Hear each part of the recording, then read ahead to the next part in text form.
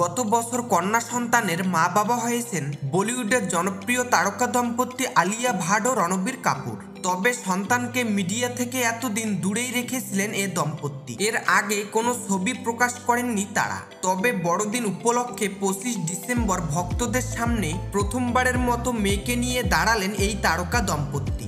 এদিকে রাহাত ছবি দেখে মুগ্ধ নেটিজেনরা। সে এত বেশি মিষ্টি যে ছবিটি প্রকাশ্য আসা মাত্রই তা সামাজিক মাধ্যমে ভাইরাল হয়ে গেছে। ভাইরাল হওয়া একটি ভিডিওতে দেখা যায় মেয়ে রাহাকে কোলে নিয়ে ক্যামেরার সামনে পোজ দিচ্ছেন রণবীর, পাশেই দাঁড়িয়ে মা আলিয়া।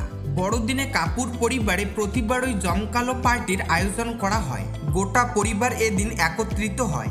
এমন দারুণ দিনেই অবশেষে নিজেদের মেয়ে রাহাকে সামনে নিয়ে এলেন রণবীর আলিয়া। নীল চোখের মনির রাহাকে দেখে পাপারাজ্জিরা ক্রিসমাসের শুভেচ্ছা জানাতে থাকে। রণবীর ও আলিয়া রাহাকে কোল থেকে নামালেও সেই মুহূর্তে কিছুতেই কোল ছাড়া হতে চায় না সে। রণবীরের কোলে উঠে পড়ে আবারও।